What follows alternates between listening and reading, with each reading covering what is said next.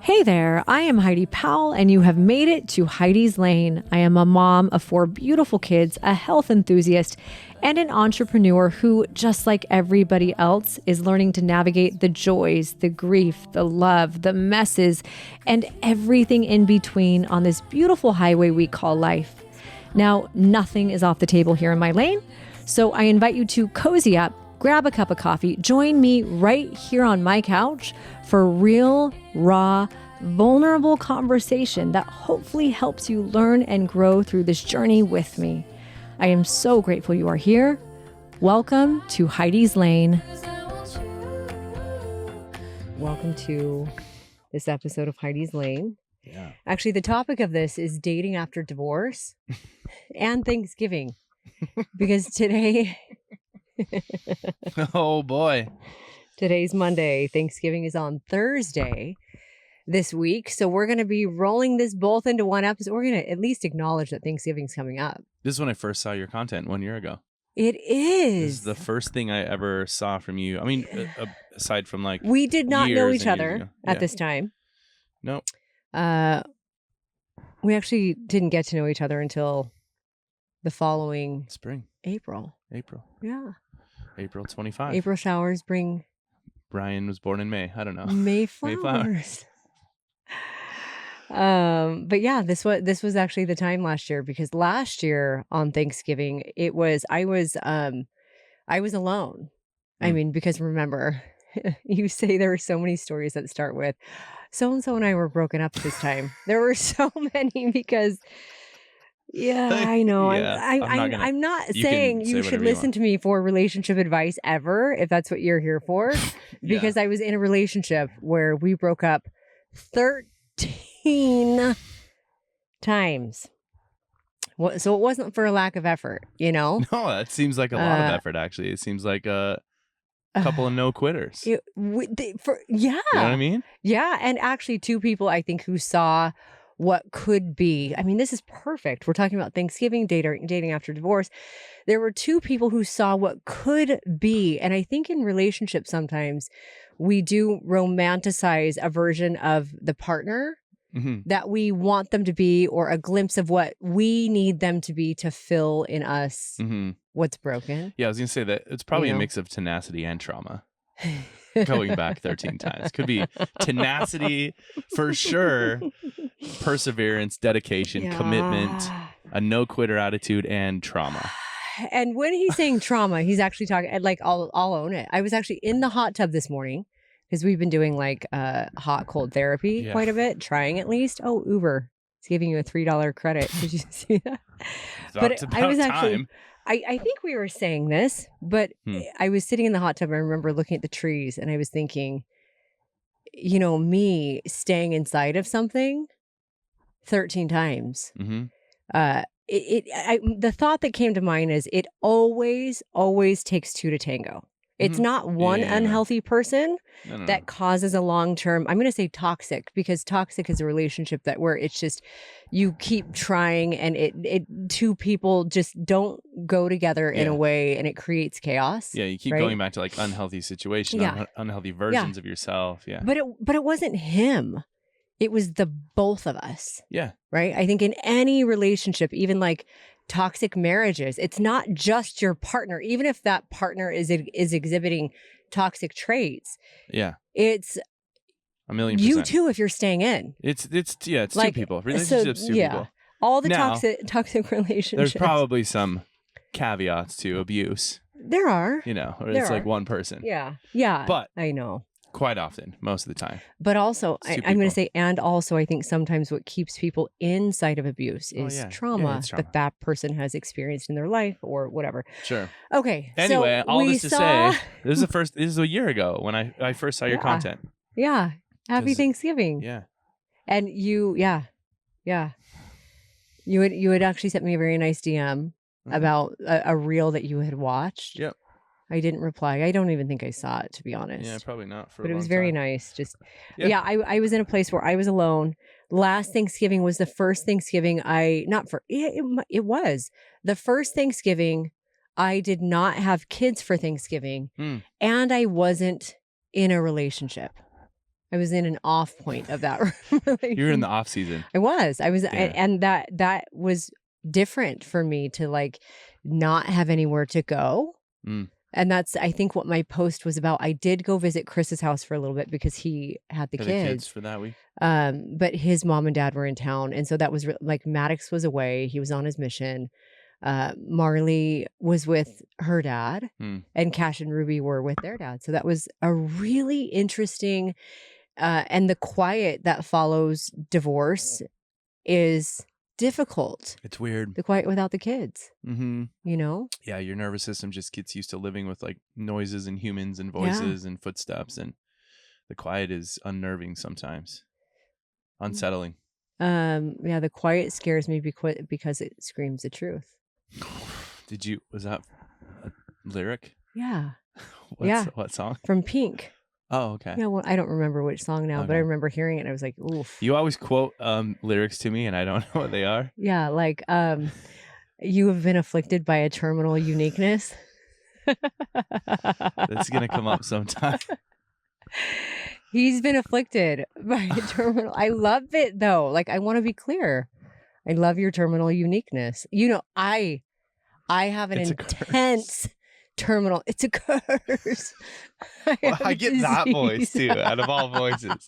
Maybe you just don't have different ones to use. That one's reserved for other impersonations. I love it. That voice is used for other impersonations. I think it is. I actually love your uniqueness. Like you love mine. I have some pretty you have severe, some very like particular traits. Yeah, I do. What are they? That's you got to tune into the next episode. We'll just make a list. And for the next 2 weeks, I'll just make a list of all the things that are very quirky about you. I'm very, very quirky. You actually are like one of the most quirky people I've ever met in my whole life. Yeah. And I don't think people online would no idea. Like a lot of people say, I think we'd be best friends. And then I'm like, you're like, you have no idea what I'm really like in person. Yeah. And I'm the same way. But like when like you're only getting this part of me, you're not, I was just saying to you the other day, I'm really, really good at connecting with people online. Right. And in groups, I can do that. I'm also really, really, really, really good at connecting so insanely deeply with the people closest to me. Like you, really deep one-on-one stuff. Kira, I have a couple really, really, really like insanely deep friends. If you can't go deep, you got to go home, kind of a thing. Okay. You know, like I'm not interested in in the middle is really hard for me. The like chit-chatty small talk, the schmoozing, like lunch dates, and I can't do that. Love me some schmoozing. And I think that would be really hard. Like I think so sometimes I actually do feel like I maybe sometimes let people down. Really? When someone meets me, they know me online and then they meet me.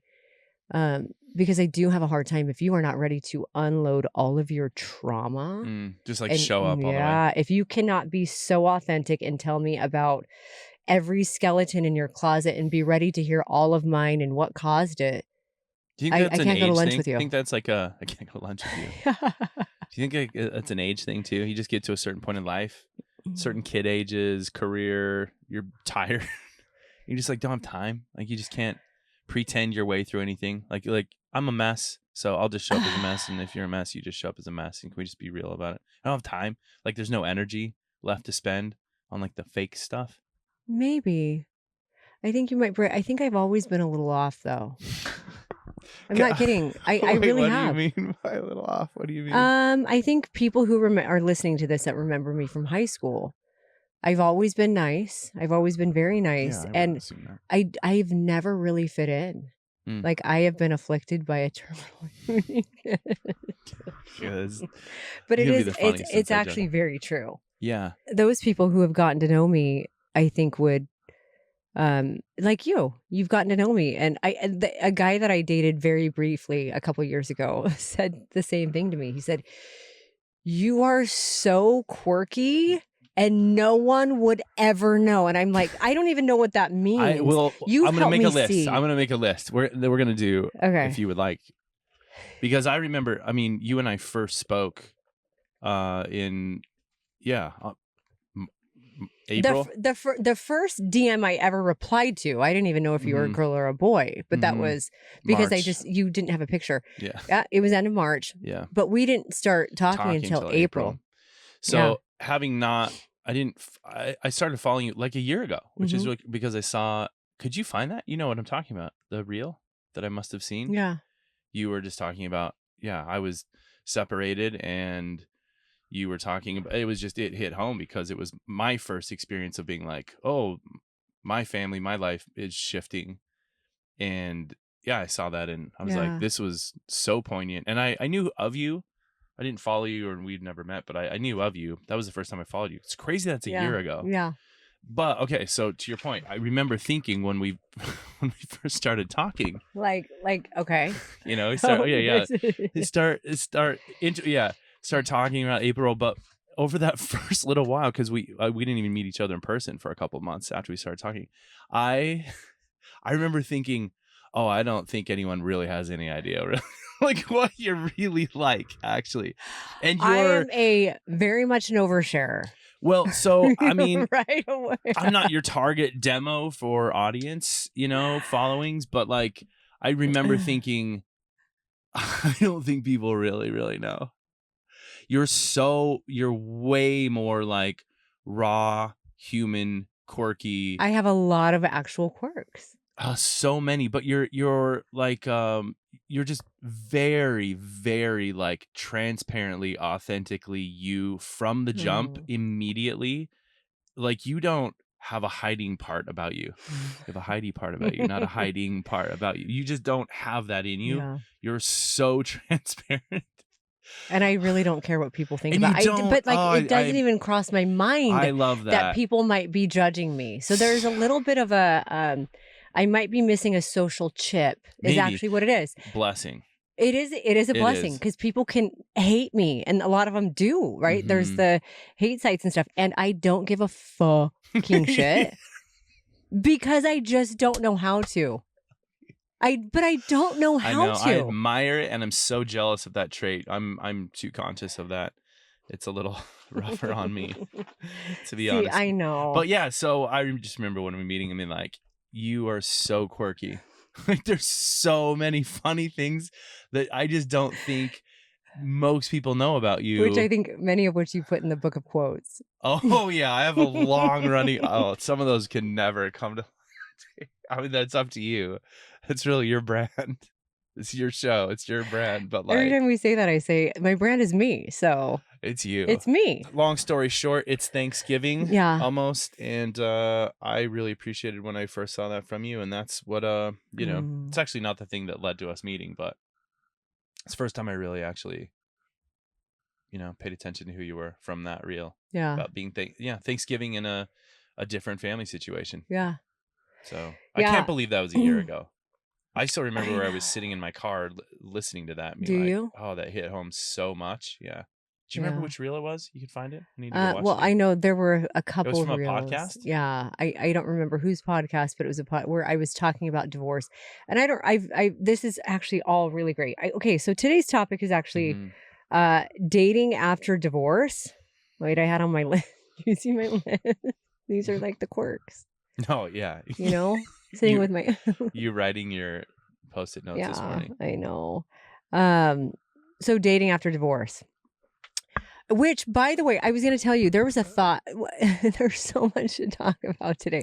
I'm loving. Okay, no, where am I going with this? We're going to say this. You're loving what? I had a thought. I'll get there. Okay. I had a thought in the shower this morning. Yeah, you started saying that, and then I said, "Don't say it yet." Yeah, you said, "Tell me." I said, "Do you want me to?" You're like, "No, wait." Yeah. And I was thinking about how should I preface this? So it's been for us about 6 months since we started dating, right? Dating. Talking, dating a little bit. Yeah. Okay. Yeah. Yes. So we have multiple ambiguous dates. We have our like count up, our timeline, our count up clock or whatever, like to celebrate milestones. There's like 5 different things. That's still running, huh? Yeah, it is. Okay. So it's been about 6 months, and it's interesting because today I want to go through. There are on some of the posts that I've done recently that have Ryan in it, whether it's my podcast posts or the picture of us, there have been so many wonderful comments and DMs, like so many incredible comments, so many incredible DMs. I should say, first and foremost, I really do appreciate just how much so many of you guys love and support support my journey. Like there are so many of you guys who are genuinely so happy for me. And I mean, just in the spirit of Thanksgiving, but also every day, I am so thankful for you, Ryan. I really am. And it is a very different relationship than anything I've ever experienced in my entire life. You know, Drew Manning is one of my best friends, for a decade. School. I told you just recently, he was like, he and I don't talk that often, right? Because just life. And when you're in relationships, there's not, but like every couple months when we catch up or whatever it is, over voice memo, like a long voice memo back and forth. I wish we were like seeing Drew in Hawaii more often. I know. But nice. He did say, he said, I've never heard you like this about anyone. And what he's talking about is not the butterflies and the excitement, because I felt that every relationship. There's not one relationship where at the beginning you don't feel this insane novelty's chemistry. A rush. Yeah. And I guess, you hear online, they say like, if you feel that insane chemistry, it's actually a red flag, because it's like, usually it's covering up for something else, and that's what can kind of blind you from what is buildable in a relationship. I feel like you and I have, so one of the comments, and this is one that I replied to. The rest of them I'm replying to here. So I appreciate every comment, even the hard ones, because I can like step in your shoes and hear exactly why you're asking the questions. I'm talking to the listeners right now. Why you guys are asking the questions that you are. They're all so valid. They're so valid. One of the people, I don't have the exact words here, but someone had said, yeah, but every relationship is, because I think what my post said, there's never been a happier Heidi ever. True story. Now, this is not just because of this man.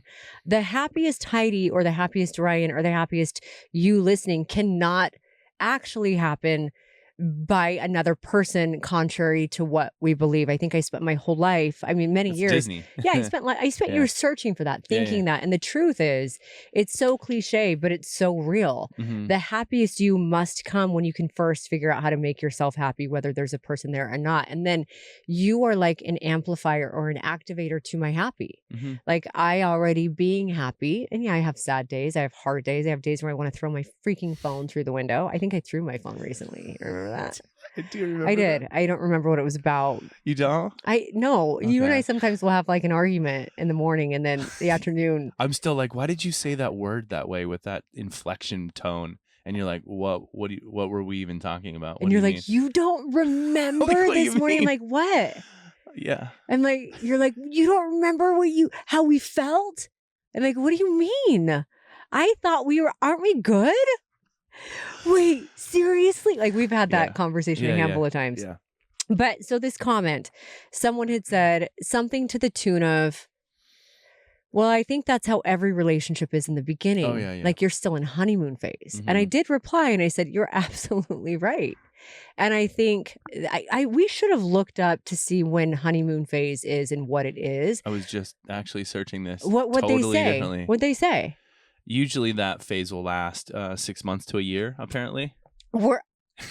Holy F word. And what it has... This is insane. Because guys, we're exiting it. Don't you think so? Yes. But I kind of like it. Do you? I love it. I'll tell you why I love it. You don't like it? No, I do, but relationships are the ultimate spot. Does it hit on your wound of being unwanted? Like you might be unwanted. Does it? Yeah, totally. Let's talk about this. Moving into a phase that feels more familiar and more comfortable, where you'll actually like, you might be annoyed with something. Yeah. Or like yesterday we were like, lay down, let's pluck those brows. Like clearly you've been annoyed at the way my eyebrows look. You wouldn't have said that 3 months ago. You would have just in your head been like, those brows are You're wild, right. dude. They are though, actually. I love your brows. My brows are crazy. I love your brows. But like, did you hear that? You sound like a garbage disposal. Go ahead. Yeah, This is so interesting because I have a totally different take. I know you do. We have a lot of similar things, and then some very different, backgrounds, woundings, whatever. But yeah, in me, it whatever word you want to, it brings up, activates, whatever. The parts of me that are like, wait, is it okay? Are we still going to be okay if it's like familiar and not new? Or like, if you don't think I'm like always awesome, which you probably never thought that anyway, then are you really going to like want me and love? Like those are insecurities for sure. It's so fascinating. But real fast, we've totally turned that corner, huh? Because now you have like since Bangkok, you guys. Well, that's what happens when you go to another country and get stuck in a hospital with someone's sick child under the most stressful, expensive conditions with no way home. Okay in Bangkok. Maybe it was the first class flight. No, it was the week after. The week after you're okay. So I want to give my thoughts on what you just said, but yes. Bangkok, being in a foreign country for 2 weeks, like if you really want to get to know someone, that was kind of my thought. Get stuck in another country. But if you want to know your workability with that person, spend the next few weeks with them after that. When you're jet lagged, when you're tired, when you're catching up. That week was so rough. My adult child is now home, and I'm trying to figure out what that looks like. I've never had an adult child at home who's no longer in school. She came home in the middle of a semester. She can't go to school. Her friend, it's just how do I urge her to get a job and take responsibility? And you're hearing all of that frustration and trying to figure in my life. On top of I hadn't had a break till this week. Honestly, this was the first week. And then even at that, I had sick kids who were at mom's house instead of dad's, even though it was dad's week, right? Which I love. Yeah. I will not say no to that. I love it. The time I've had for myself is very little. And anytime something is so big and exciting like that, right? There was a lot going on in Bangkok. We're actually having fun. We loved it. We made the most of it. I mean, and Marley was okay. This would be a totally different tone and story if she wasn't okay, obviously. But she was fine. It was great with her. She was safe. She got the care she needed. She got better and got a place to a qualified place to rest and get better and get medicine and be looked after by doctors. We made the most of it. We got to after she was out, we had a really incredible time in Bangkok with her. We were on an island before with her. Yeah, it was. Then you add to it, there's a whole different level. Our relationship was made public after, right? Which again, I don't give a about it, but also that it is it adds. There's a lot of emotion. And when there's a lot of emotion with anything in life, there's also a huge crash that comes after, like the excitement, the emotion, whatever it is. And so, this week, it's opened up a lot of. Can I switch? Can you put the Red Bull right there? My knee keeps hitting that. Thank you. Yeah, no problem. I'll take the 172 ounce Diet Coke. There's been things in our lives that have come up. You've started to see more of my patterns under stress. I've started to see more of yours under stress. And I think we've both gotten to a point where, and I think this is very healthy, very healthy. I think number one, we feel comfortable asking for space when we need it. Yeah. And number two, I think we both have felt comfortable. And I love this about you so much because I have not had this. I feel comfortable being able to share what I'm noticing and what I am either worried it's going to mean or, and you have held every single time. I'm like, what? Like your response to me. Like that text the other day, I was in the UPS store and you texted me that big thing. Yeah. It was like a big thing. We still have to discuss it, actually. Still have to dig into that. But there's been a few big things that have come about this week. And so we're there. We're there. The honeymoon phase comment. Yeah. And so circle. For me, you have a voice for me now when you impersonate me. I do. Okay. I don't want to lose this train of thought. Okay. Hold on. Keep going. For me, and I've said this to you, I have had more than a handful of relationships where that exciting honeymoon phase happens and then it doesn't get past it. Right? Like, and it does, but usually then there's trauma in it and there's not open communication. We're both performing or trying to be who we think the other one needs to be, or compromising on such huge things that it just ends so ugly, right? Or like saying certain things are okay that are absolutely not. And so for me, there's so much beauty in, and a question that's, I brought up to you is, I don't know how. I'm new at when a relationship has these big things, knowing which ones are something that a healthy marriage or relationship works through and which ones are deal breakers, right? Because in my past, everything's been a deal breaker. Everything. I give grace or leniency for so long. And then there's a deal. It's like, I'm, done kind of a thing. And so I actually I've loved so much,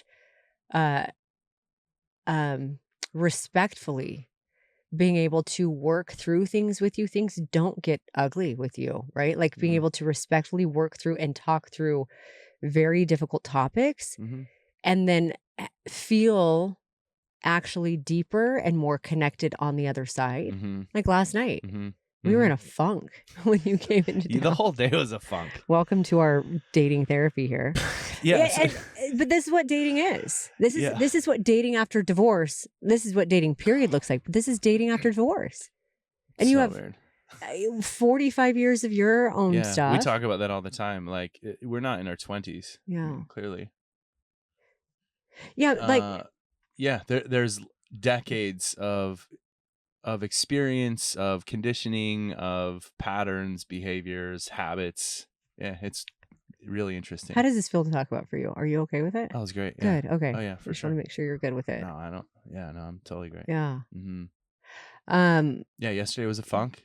Yeah. Well, like, but it was the first, we had a week and a half away from each other, which was, we both really needed that. We needed that after. Yeah. And then, a 24-hour period when you got back into town to kind of adjust. But yeah, I guess what I'm trying to say is I like that this is the most settled I've probably ever felt and the most connected to a person I've ever felt on just tipping over the other side of that honeymoon phase, because I've never felt like I could transition really goes anywhere. I think, therapists are going to listen to this and people are like, they're still in the honeymoon phase, and we probably are still partially, but it's like, I like that it feels like we're figuring out how to do real life, but I was going to say one of the hardest things about dating, one of the hardest things about dating after divorce, and I think just dating when you've dated a lot, is I'll say it this way: for someone who gets married young and they stay married their entire life, they don't know what else there is. Yeah. It's like there's no other options, and so they're happy right where they're at. Sure. Yeah. When you date, you before I met you, one of the things I would say is I've done a total disservice for myself, because I've said, oh, this guy had this thing, this guy had this had this that I like, this guy had. Now I want someone that has all of those things. Combine right? them all. Yeah. Yeah. Which lucky for you, found it. So yeah, it's amazing. Congratulations. Yeah. I got very lucky, for real. I did. But I do think that, like, I'm so glad I've never been on a dating app, you know. Same. If you wanted this to be over today, I would probably not go on a dating app ever, right? Yeah. That's just not a thing that seems attractive to me. And I actually think it would be more depressing to have so many options, because that's a whole thing. Yeah. The science of our brains and too many options, we get paralyzed. We can't. Yeah, it's a whole thing. But yeah. Thank you. I'll say this too. Just to kind of put that back to you. You're a person that you address everything. Like, you address everything in the moment. Another quirk. Another personality trait. Like, head on in the moment. Mm-hmm. Like up to 10. Just go. Do I? And I'm and you know, Wait, yeah. is it like a 10? Yeah. Yeah. Really? Give an example.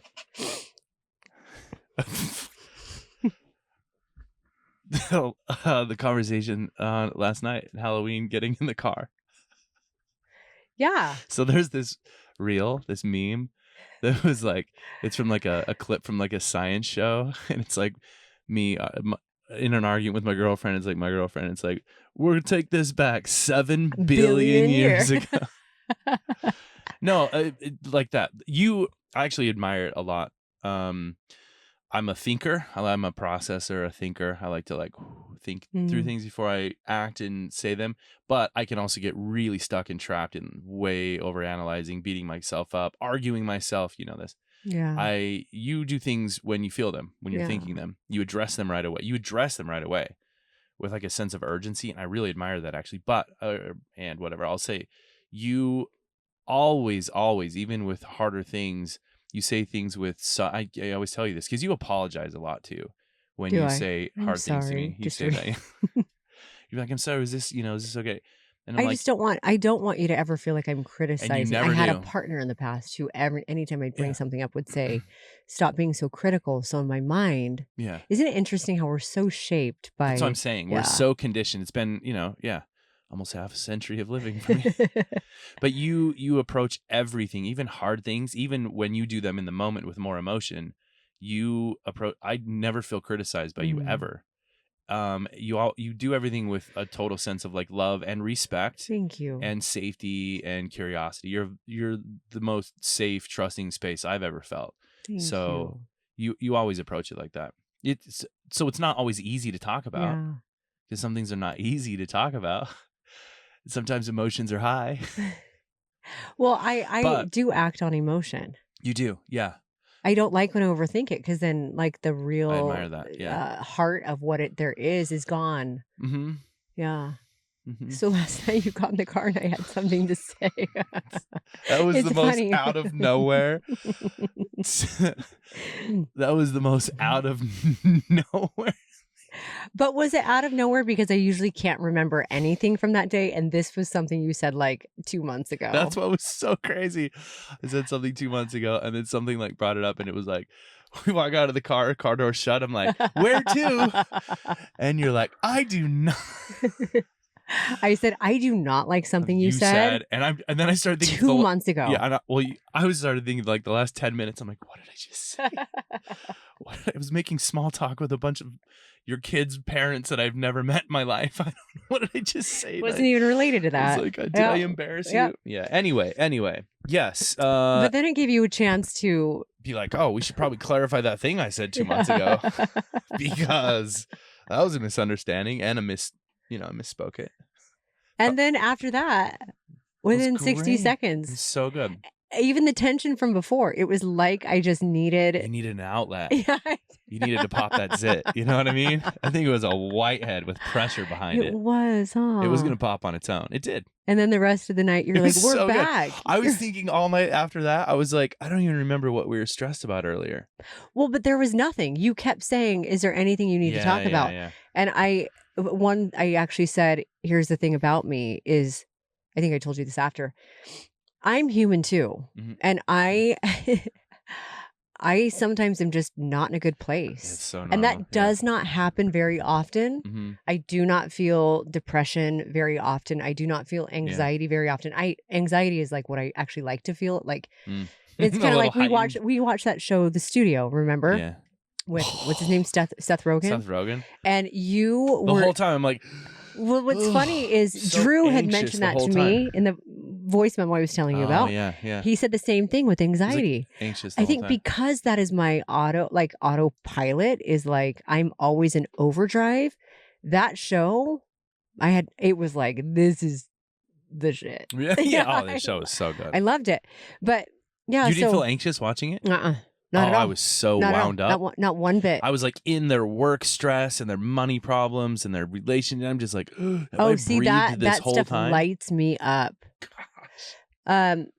But that being said, I don't feel down quite often. And No, I was definitely, and I told you, I said, I'm just in a funk. You said, is there anything else to talk about? And I said, no, I think it's because there was so much we talked about for the week prior. Yeah. And not being in person. When half of it's I like just text needed and audio notes, and it's hard. Yeah. I think I just needed time for it to sit and to be dull. And then just get up and go. And I was telling you too, I think also I just need to like get up and run. Like go cold plunge, go do something. I think it's probably a lot of people probably relate to that. I'm the same way. Get mad at something that you said 2 months ago. It fixed everything the whole night, though. We had a great night. Got some Taco Bell after that. Kind of watched more of the dumb show that we're not happy with right now. Okay, let's talk about it. Well, is there anything you want to close up with a comment about? Is this mic working okay? Yeah, now you're really... No, I feel like... Now your sensitive levels are up. We're good. We don't need to wrap anything up.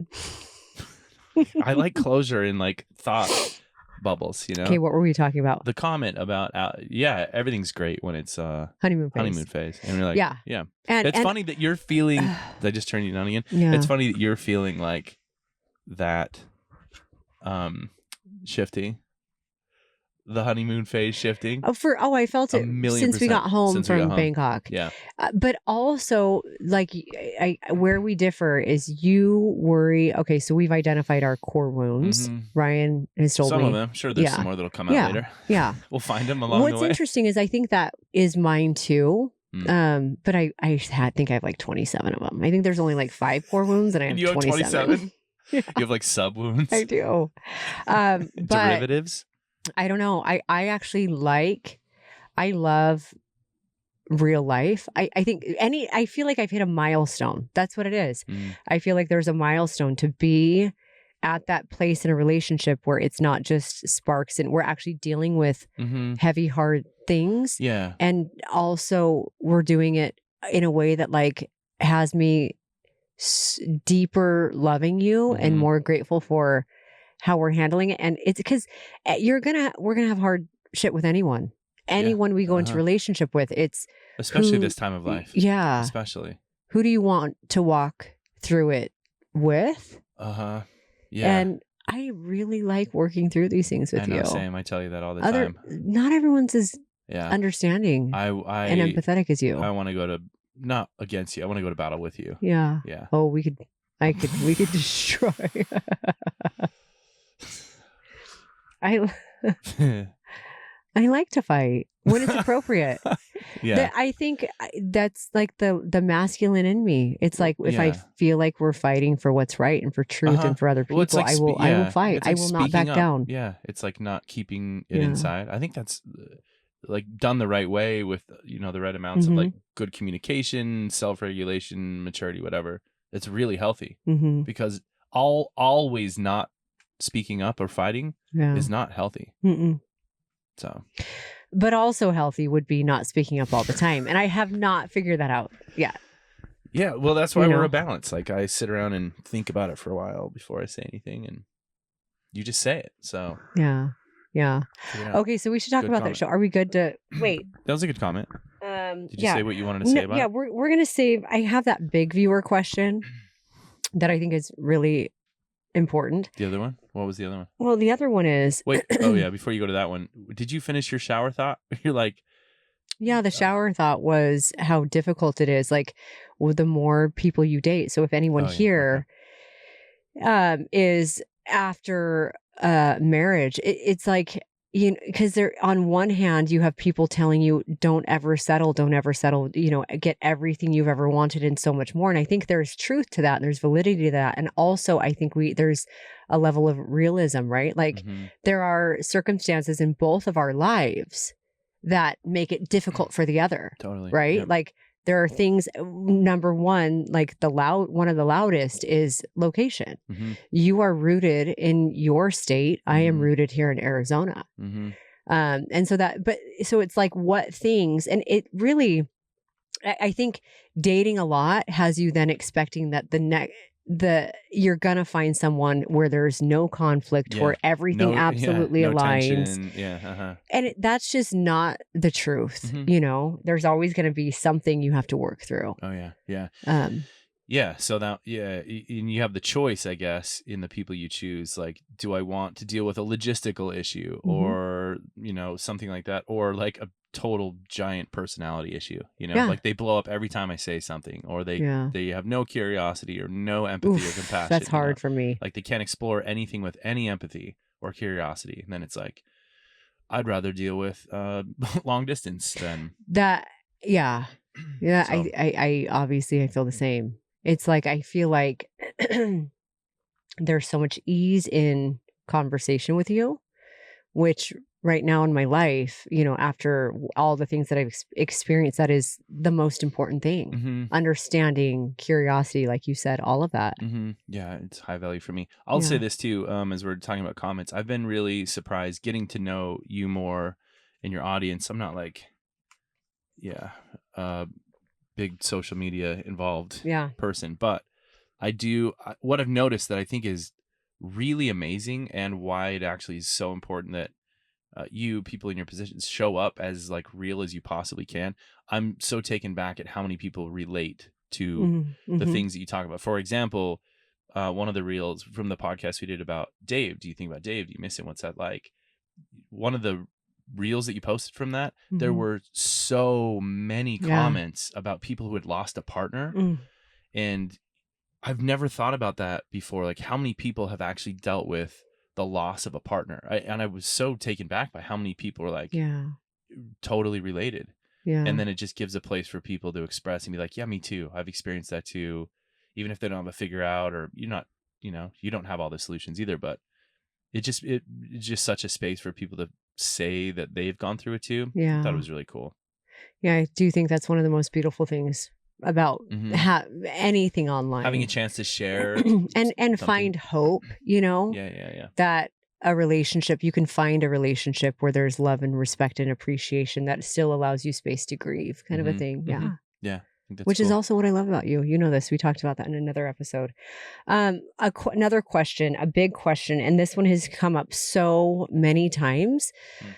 I don't have the words because it's on the screenshots on my phone and it's recording video right now. 42 minutes. And that question that many of you have asked, it's so valid. We're going to have to go over an hour, I think, on this because I want to make sure we answer this. People saying, how do your kids accept, and this is a very, they say, how do your kids accept you bringing new men into their lives? Like, how do they deal with you dating men and bringing a new partner into their lives? And I think this is so valid, and it's such a delicate thing. Because yes, let me just start by saying, just in case you're just tuning in, this is my absolute first time doing this thing called life. Never done it before. I have never done it. I think, who knows? I mean, there could be multiple lives, but this is my first time ever being 43 years old. You remember. And having 4 kids and trying to figure all this out. And my life has been such a work in progress. And I've done a lot wrong. I could say on one hand, I've done a lot wrong. And then I'm going to take that same thought of all the things I've done, and I'm going to say, I've done everything exactly the way I was meant to do it so that I could learn the lessons that I'm meant to learn and my kids could learn the lessons. And even, I hate to say this, but like hold on, I got to fix this. Hold on. Okay, we're going to take this off. Okay? You're going. Yeah, we're going to go here. Can you just listen for anything? Yeah. For my kids, like I've lived everything exactly the way I meant to live it for my kids to have the experiences they need to become the people that they are meant to be. And I know this is such a big, like, including, we all have trauma from our upbringing and things. And I'm not saying, hey, my kids are lucky they have this trauma, because I know that that's hard. I can imagine, like, I want to say, like, my kids trying to figure out how to navigate divorce for the first time, with Derek. And then those kids going into a marriage with me and Chris, where our entire life was online and we were traveling for a TV show, and Maddox and Mars were raised with nannies and then bringing Cash and Ruby into the world in that high stress environment. Like, guys, and meanwhile, I'm just trying to do whatever the hell I can do to like survive and unknowingly fill the voids is really what was happening. Like trying to be enough, trying to show up, like just that. I think we all are subconsciously, until we wake up, just filling the void. And yeah, a lot of it affected my kids, I'm sure. And I think the thing that was never and I'm going to say then going into like out of a marriage in, you know, just not the prettiest ways. A lot of things I'm not proud of that I've done in my life have affected my kids. And then yes, out of a marriage, and then it's then into a relationship with Dave, which my kids didn't meet Dave for like 8 months. Maybe it was a little bit less. Maybe it was about 5 months. I think it was 8 months before we introduced to the world. And then there was that next relationship. My kids didn't meet them for a handful of months too. But I guess in short, and the only reason my kids met you, just like on accident, was completely was the craziest. Accidental. Like, no, we're home. We're like you were in town, right? Yeah, and for work. Marley lets me know she's moving back in with me full time. I'm like, well, the day I get there to meet you for the first time, there's someone here. I had already let Marley know I was going on a date with someone. And so she was like, I don't even care. At this time in my life, I'm coming to your life and I'm moving in, kind of a thing. And so that was unexpected. And also a day that same week, we were at my house. My garage door opens. And it's Chris and the kids just barging in because we do have that relationship. Which I really love, by the way. I think it is so. No one knocks. No. I love it too. I wouldn't change it. Yeah. Would people have something to say about it? Probably. And also, I love it. My kids feel like they can do that whenever. Kids like it. Yeah. Chris knows if he needs anything in my house, he could go get it if he needs to. And vice versa. Vice versa. Last night on Halloween, he needed some stomach. I needed, anti-gas medication. It hurts so bad. I know. And you just pop over and be like, I need meds. Yeah. So you were the exception. My kids did meet you earlier than I ever would have had them meet anyone else. Sure. And it was completely accidental. It was a thing that was not planned at all. And I'm actually really grateful you turned out to be as great as you are, because I do not like that my kids, I didn't like how early that was. Well, and even on because we talked for a couple months before we even met. Yeah. And even on phone calls, you would try to be discreet about it. Yep. But your kids are so smart. I know they are. They would always make little jokes. Like, we know who that is. Yeah. Yeah. But I think also worth saying is I'm not defending myself, because guess what? Anyone can listen to this and have your own 2 cents. And I totally respect it. Like whatever your advice is or your thoughts are. I think also, though, you just don't know until you're there. So once you're in a space where you are divorced after you've made some dumbass decisions too, right? And also some great decisions. It's not all but you don't really understand what it's like. I think every relationship, including Dave, the hope at the very beginning when the kids were introduced was that, and the thought was, this could be something. A family. Yeah. This could be a family. Yeah. And so at that point, someone's introduced. A lot of what Dave and I dealt with, and the logistical thing, that was a red flag we completely ignored at the time. Completely ignored. His kids were very young. Mine were very young.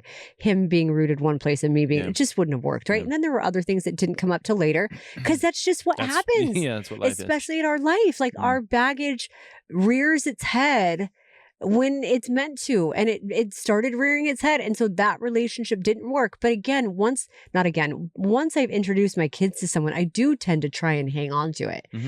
Next relationship, same. I've talked much about this. I think there were so many elements of that felt like this could be something that feels stable for the rest of my life. And I think, again, idealizing and fantasizing and romanticizing versions of that relationship really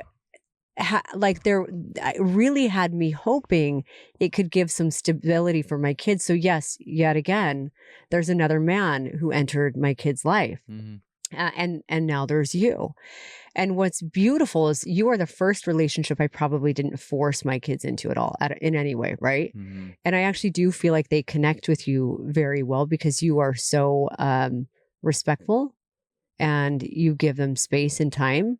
And still, guys, I could be doing this all so wrong. There is probably a 99% chance my kids bring this exact thing to therapy someday. Yeah, for sure. Yeah, no, For sure. Some part of it, for sure. I don't know how to do it. Yeah. I don't know. What I do know is that my kids are rock stars. Like they are rock stars. They are so loving. They are so forgiving because I've done so much wrong. And they just, I don't know. I think they continue to give me grace, probably grace that I don't deserve. I don't know. So yeah, like, and then I think too, for better or for worse, they're all getting a crash course in what doesn't work. Yeah. You know? Yeah. And hopefully right now they're getting a crash course in what does work. Yeah. I think there's all of that. There's always lessons to be learned, you know, for sure.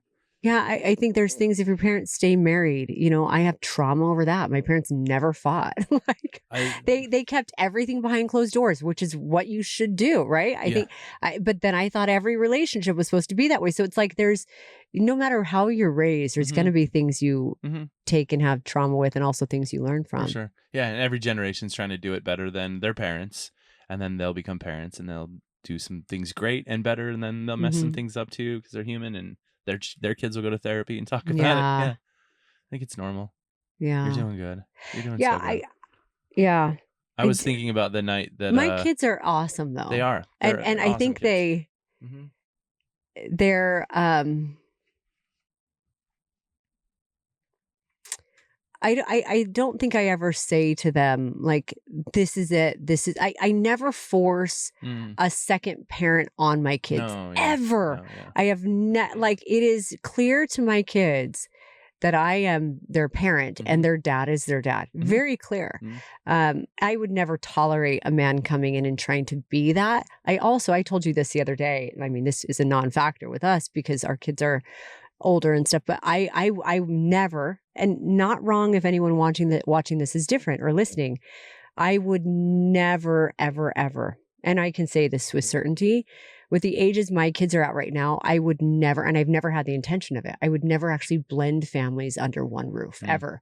I will always remain single kid, single-familied house, like kidded. Yeah, like meaning like I only because I don't want my kids. That's one thing I don't want my kids to. That would be hard. That'd be hard to have other kids move in and feel like they have all of me, right? I think it's hard enough for my kids maybe over the years in relationships to feel like they have all of me. But you know me, I don't go on dates on weeks when I don't have my kids. We don't do dates. We're home with my kids. Yeah. We're doing stuff with them. It's always been like that. Yeah. Yeah. Yeah. And like you said, then there'll be families where they did that. Yeah. And it worked beautifully. And it worked beautifully. Yeah. And you and I both have friends who have done that because that's what the circumstances were. Yep. Yeah. And it's hard. And they learn in that hard. Yeah. Then there's a different set of like awesome things and beauty in it, and then different things that are hard about it too. Yeah, I think the moral of the story is there's absolutely no right way to do anything. And I think sometimes we look at other people's stories, like maybe even mine, and compare, and even co-parenting situations, right? There's a lot of people that are like, I just wish I had the co-parenting situation that you and Chris have. I not both of my co-parenting situations aren't what Chris and I have. Yeah. Right? Yeah. They're not.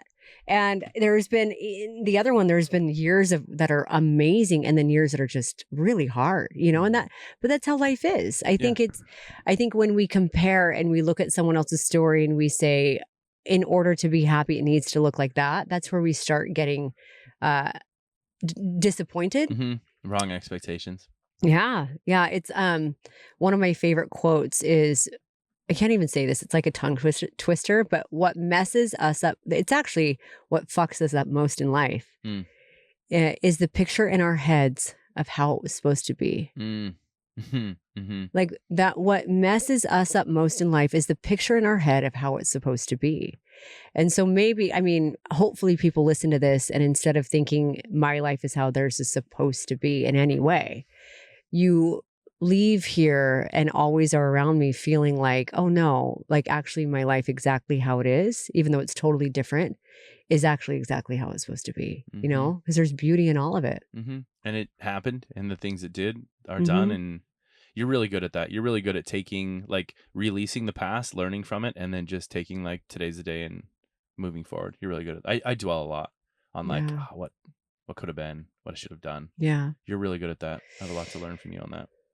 Thank you. You're welcome. I also could dwell a little bit more sometimes. You know what I'm saying? I do think Just that there's give it a few seconds. There's a happy meet in the middle. And We'll I both get don't there. know if it's actually a choice that I'm like that. I think it's just I'm like that. You do. You have such a high sense of urgency and, like, let's address it right now. And then it's gone. Yeah. You can let it go, you know? Okay, so Forget it. It's like this morning when you looked at your phone and you said, will you carry this upstairs? And then as soon as you turned around, you said, where's my phone? And then you went looking and I just let you. I just let you go turn on her your cushion. face is like this. Just like you literally just said, hold my phone. And I picked it up in front of you and then you went looking for your phone. I did. Busy morning. And just, I think that's like mom and her perimenopause age. That's a whole other episode. Gosh. Okay. It's like yesterday. What'd I do? You're just like, I'm old. I know. I love that you love me in this phase of my I met life. you. I know you like this, so you're just this to me. I'm drying up.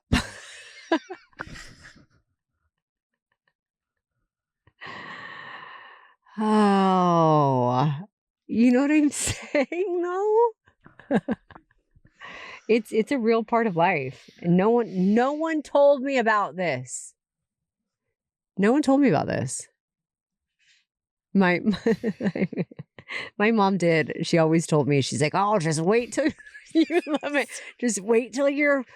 Just wait till you get here. Isn't that what all adults are always telling 30. younger people all the time? You just wait till you're 30. Yeah. You just wait till you're 40. Yeah, I think I've said this. And she's like, it just, it sucks kind of a thing. And then I got to 30. I'm like, this doesn't suck at all. 30's amazing. And then it was like, just wait till you're 40. This sucks. Yeah. 40 is actually my favorite years. I'm it- dry. Like, not like that, but that too. I mean, everything though, your skin dries up. That's why we're coming out with vaginal dryness gummies. We are. Fun fact. We may or may not. Yeah. You have some ideas. Yes, because as women, big we're ideas. going through hormonal shifts that totally have us feeling crazy. I'm going to blame the last couple of days on perimenopause. Yeah. It fits the memes. Yeah, it does. Like, just, I'm going to burn that person down. Remember that? And I was like, well, what'd they do? Why? You're like, oh, nothing. I For didn't even talk to them existing is what I said. for existing. Merely for existing. Like, I'm going to burn them down. I was like, oh, that might be what's going on right now. Because we kept trying to get to the bottom of, like, what's happening.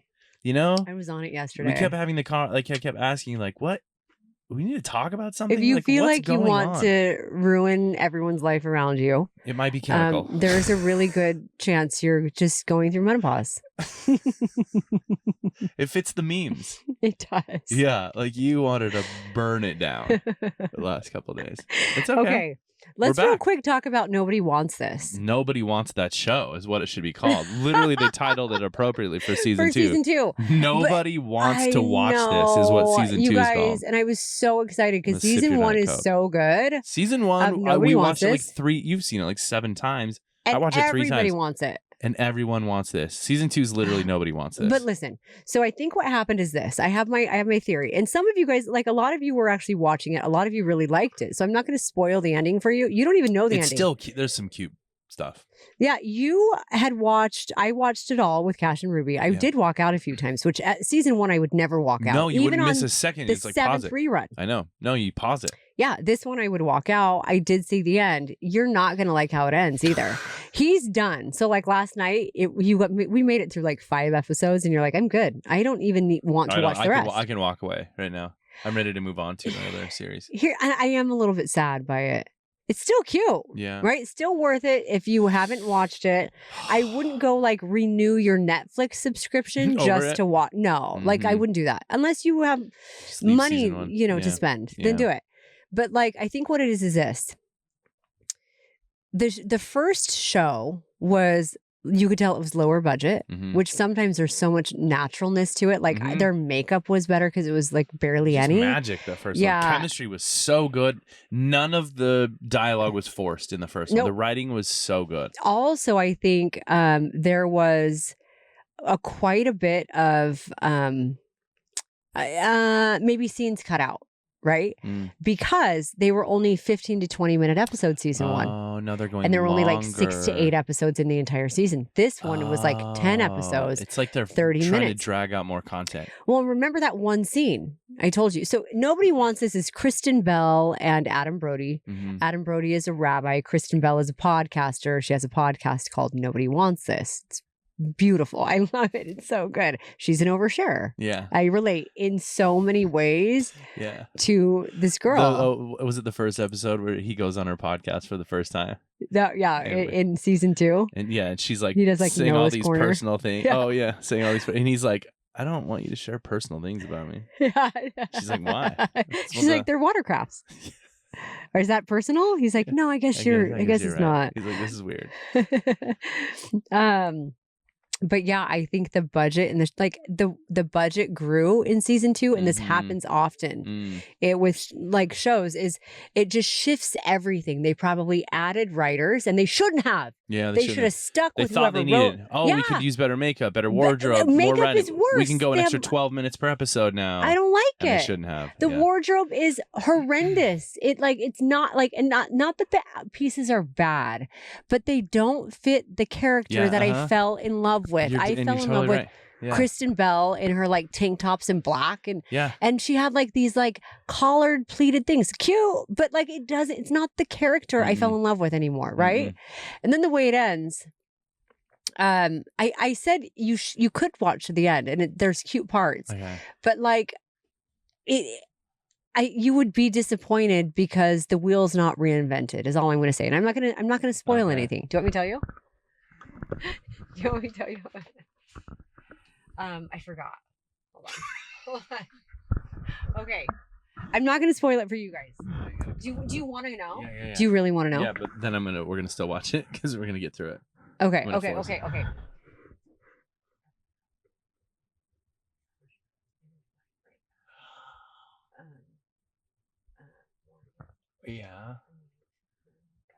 Yeah.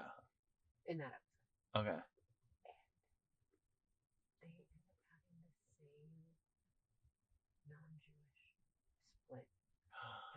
Same kind of a thing.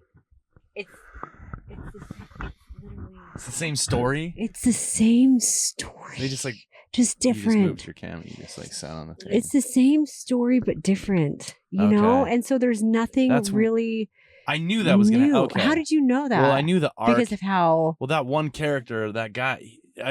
He feels like a joke character, like literally like he's not a joke, like an SNL character. He's not a joke. That's how awkwardly he comes into the show. It feels like an SNL skit. Okay, you guys are gonna have to watch this. Okay, that makes sense though, and I'm actually happy, but also like. Here's what I do love about it. Here's what I love about it. Can I say what I love? Yeah. In season 2, Rabbi Noah and what's her name? Joanne. They are past the honeymoon phase. I love this. This is what I told you right off the bat. That's why I was relating to it, because I was letting you know in another way we're past the honeymoon phase. You didn't want to tell me? I didn't want to tell you. Wait, hold on. Let's talk about that. You didn't want to say anything? Why? What did you think? I was like, you're going to like this. They're like actually in it was very helpful for me because I was going through things personally with you where I was like, what things now that we're talking about bigger topics? Okay. My natural instinct when something feels too big is oh man, maybe I'm not ready for kind of a thing. Totally. Like, or what's too big to make it work and what is meant to work through. Yeah. And it was so good, actually, so helpful for me to, it's, Hollywood, but it was good for me to. It's a TV show and it's all fake and none of it's real. But also. I base my life around fake shit. But also, whatever the internet tells me to do, I do it. No, that's me. But like, I thought it was really good to see this cute example of people who are now these two on a show. These characters it's based on real life, so it's basically real, But they were at a point where something felt really big, where people could easily call it quits, and then the connection that they have and the love and the understanding and that which I feel. All of that with you every single day of my entire life, even when we are, all 6 months. All 6 months of it. Yeah. Just seeing it helped me see, relationships are hard. Like they're hard and we're going to have more hard times. That was me saying, hey, we're not in the honeymoon phase anymore. Watch the show. You'll relate. You're like, oh, my phone just turned off. Okay. Why? Well, we'll just what happened over there? Was that not? It was over. Did it overheat? No, it's nice and cool. Whatever. That's so weird. Okay. Okay. Let's finish this podcast over here. Camera one. Camera one. Okay. Yeah. So the show, great. And we'll finish it. I'll finish it. Yeah. But it's so predictable. You saw that arc coming the whole time. I know. Yeah.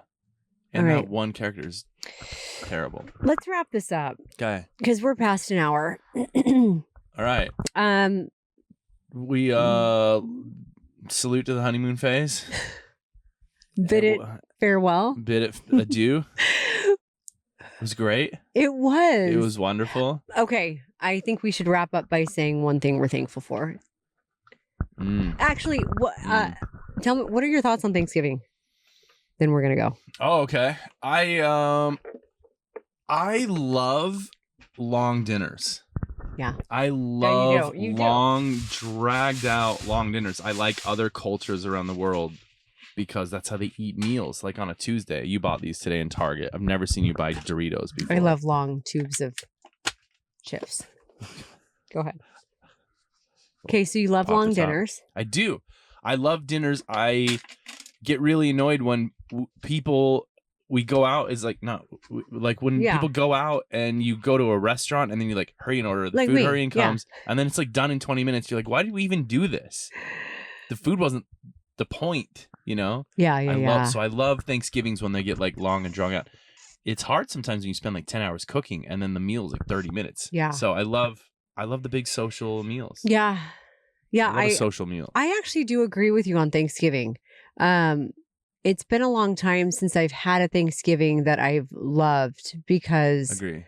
Yeah. It just changes as you get older. Divorce totally shifts things. I think this is where a Kids' more ages, traditional family life is more fun with Thanksgiving. And if you live closer to extended family or big friend groups, it's more fun with more people. I loved Thanksgiving growing up. I really did. Same. Because my mom did a really great job cooking everything. All the aunts and uncles, the cousins, the sibs. It was actually just us and my grandparents and some of my, sometimes my mom's brother, but my dad was really good at tradition and really good at holidays. Is that where you get it from? Yes, that's where I want my kids to feel all of the magic of the holidays like I did growing up.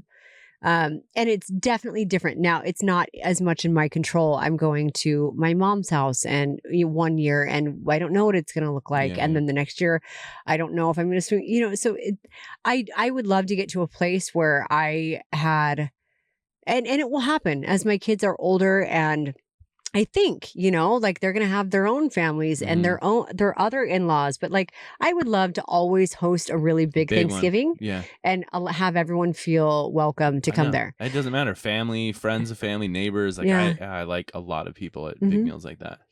Thanksgiving used to be my absolute favorite holiday of the year. Oh, really? Yeah. Even more than Christmas. Okay. Because I feel like Christmas becomes so commercialized, right? Expensive. Yeah, and I love the idea of just like of gratitude for the people in your life. I love that. And so I love gathering with family. Yeah, I love I like good it. long meals. Not today. I mean, not every day because I'm busy, but like on a day like that, I love that. Yeah. And I just think there's so much to be grateful for. What's one thing you're grateful for? I feel like I always say the most cliche thing based on who's in the room, you know, so I'm going to say like a couple things because I want to, obviously, I'm very grateful for you. I started by saying that, Clearly, right? Obviously. I am. Yeah, I'm so grateful for you. I'm very grateful for you too. Like you feel like my best friend, which makes it like, I know that there's going to be really hard things, you know, in a relationship to go through. And also it's fun to be able to do all of it, you know, with you. Well, when you were talking about like friend. the honeymoon phase, when there's like crazy chemistry, what happened immediately with us was like a very, very like deep friendship. Like that's best, right. like immediately, like there was, you know, when you meet those people in life and usually they're like platonic friends, you know, you meet dude meets a dude, whatever, but like, it was like, oh, we're best friends. Yeah, there was actually no flirting. Yeah, it was no like TMI, but like no like pictures or anything like that at all. At all. It was even in the earlier part of our like. No. That's all something that developed. Oh yeah, totally. It was like an immediately was just like such a deep best friendship. Like.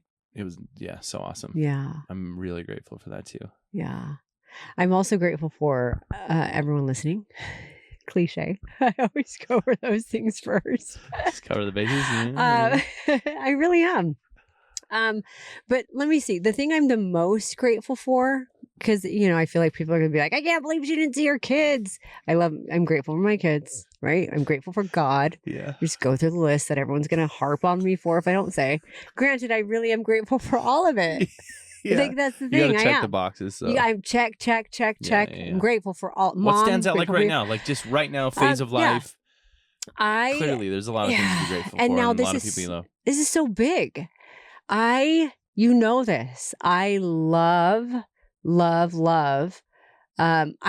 the messiness of life. Holy shit! Okay. Is that what you were gonna say? I grateful for a lot of things. Love a lot of ththings. Same thing. I love it. Like, you know, I get like, excuse me, not sexually. I get turned on. I get turned on by like the chaos of life. You know, like I feel so lucky and so grateful for every single bit of my life. The different way, like this sounds weird, right? It's not like I'm saying I'm grateful that I was, for example, sexually abused, because not my dad. I want to be very clear about that. I don't want anyone like taking anything to. We have someone.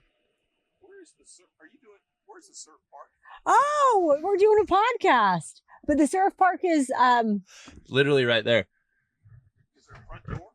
Yeah, there's like a little parking lot that's like a dirt. Yeah, you're gonna go up there and turn right, and you kind of have to go between that building. Isn't it between that building and over there? Yeah. It's right on the other side of that. Okay, bye. Bye. You're welcome. Thank you. Surf's up. Apparently, we look like we are. All right, we're parked sideways in the middle of a road in an industrial building park, holding microphones with cameras stuck to your windshield, and someone's like, "Where's the surf park?" Like, what? Oh, that was. It made you think that we would know, but we did actually. So, okay. I was saying it's not like I'm grateful that I was, you know, for example, like sexually really abused. Crazy hard shit that's happened to you in your life. It's not like I'm grateful that my dad died. It's not like I'm grateful that Dave died. It's not like I'm grateful that I've been through divorces. It's not like I'm grateful for the dumb choices that I made, the hard things that hurt a lot of people. Yeah. I'm not grateful for like all of the pain that all of those things cause, yet somehow I have so much appreciation for every single thing exactly as it happened, because every one of those things that I just listed and then more has been the catalyst or the pathway to light and joy and learning in my life. And it's I think that it's like I've always said, like life is like this really beautiful mosaic. Beautiful, like stained glass mosaic that's in all these like tiny pieces, but like it's this beautiful picture. And when you zoom in, it's like instead of it being like perfect, they're all broken jagged pieces of glass that like actually make this really beautiful thing. Mm-hmm. Yeah, and I think one of like what I'm learning is to embrace all of it. Like anytime something hard comes up in my life or there's a challenge, I do actually, yeah, I dread it, like facing it sometimes. And also there's a part of me that's like, gosh, this is going to be an incredible lesson. Like, what am I going to get out of this? Yeah. That's what I was, that's what I was going to say. I don't love or welcome pain, you know? Humans are creatures of pain avoidance. Like we're so much more motivated to avoid pain than even seeking pleasure. But you just said it, there's like this part in the back of me somewhere. It's almost like an outside person playing my avatar. Yeah. It's like, this will translate into something that you couldn't have achieved otherwise. Yeah, for sure. Opportunities, growth, unlock new parts of yourself you would have been stuck in and never seen. This kind of pain, it forces you to see it and grow from it. If you're willing, if you can see it, and if you have the right people around you to help you, because we need people around us to help us see stuff we can't see. You're so good at that. Well, the beauty is in the blind spots. And I've been saying that a lot lately. And I say it for myself too. Yeah. It's like when we're inside of a situation that feels painful and heavy, we can sit in it and we can marinate in that pain forever and never make a change and continue to put ourselves in the same situation. Yeah. Literally, it'll just look different. Different people, same feeling, same situation, same pain, until we can either ourselves become like do some deep reflection to figure out where's my blind spot, where even though all of this is happening to me, where can I take responsibility in some area that I am either of choosing not to see or I can't see. And if I can't figure it out myself, who can I put in my life to help show me these blind spots? That is where the real power is. That's why I go to Alejandra. Like when I'm in a place, I'm like, I need someone to wake me up, turn on that light. Alejandra, my life coach, if you guys want to do sessions with her, just DM me. But she's incredible. It's like for me, the other day I was like, my mind is blown because there was a thing she said where she's like, once I say this, you're not going to be able to unsee it. And she's like, are you sure you want to hear this? And I said, yeah. She's like, I don't know. And she said it and I literally was like, she's right. She's right. And now I can't unsee that thing. And now there's a part that like sucks about having this. Cause like I now that I know what I can't, I know I either have to do something about it or it's going to eat at me forever until I do. Really the power's in the blind spots. And I feel like you're in a place right now where you're so open to a lot of that. Yeah, for sure. I mean, as open as I know and can be, you know, I'm still probably like ignorant and naive to things, or don't want to, but I was going to say there's nothing that will show it to you like a relationship. Amen. It's so easy to be healthy alone. Or Heidi, you know. Like Heidi.